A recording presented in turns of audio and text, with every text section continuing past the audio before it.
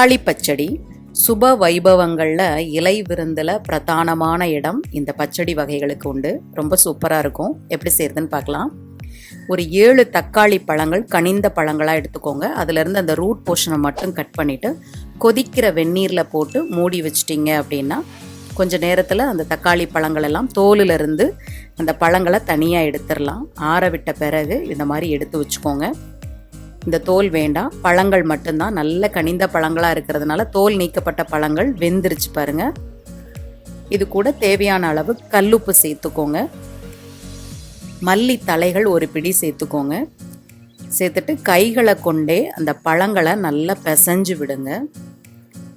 நல்லா கரைச்சி விட்டுக்கோங்க.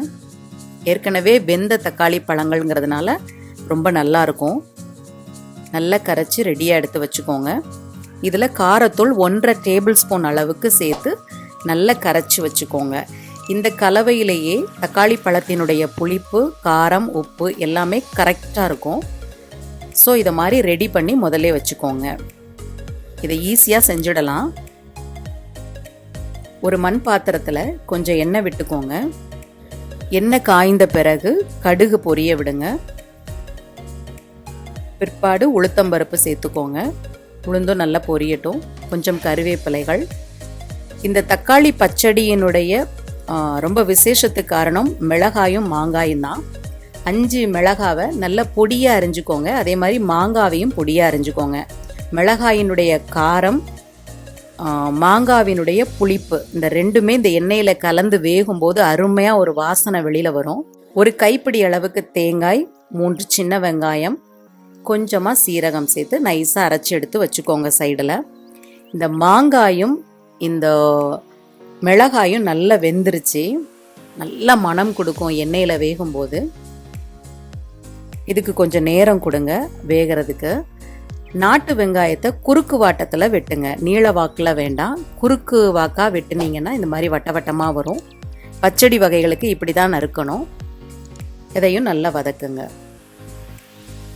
மாங்காய், பச்சை மிளகாய், சின்ன வெங்காயம் நல்லா வதங்கும் போது ஒரு அருமையாக சூப்பராக இருக்கும் வாசனை. கொஞ்சம் மல்லி தலைகளையும் சேர்த்து நல்லா வதக்கி விடுங்க. வெங்காயம் நல்லா வதங்கட்டும். நல்லா வதங்கிருச்சு பாருங்க. அருமையாக வதங்கிருச்சு. ஒரு ஸ்டேஜுக்கும் ஒரு அருமையான வாசனை வரும். இப்போ நம்ம ரெடி பண்ணி வச்சுருக்கோம் இல்லையா அந்த தக்காளி கலவை, அதை இதில் சேர்த்துருங்க.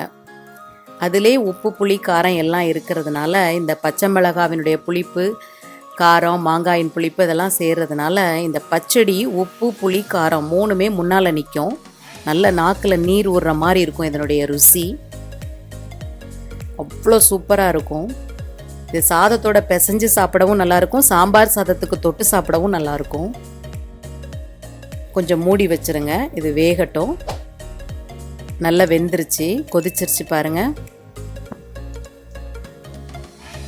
நல்லா கமகமன்னு மணக்க ஆரம்பிக்கும்.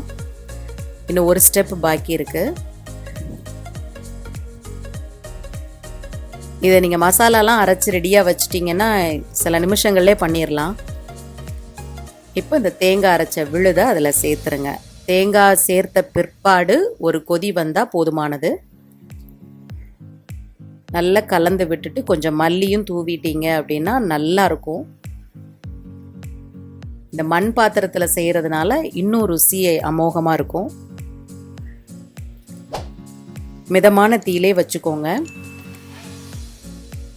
மல்லி தூவி இறக்கிற வேண்டிதான். ரொம்ப சூப்பராக இருக்கும் இந்த பச்சடி. சப்பாத்தி வகைகளுக்கும் இது ரொம்ப நல்லா இருக்கும்.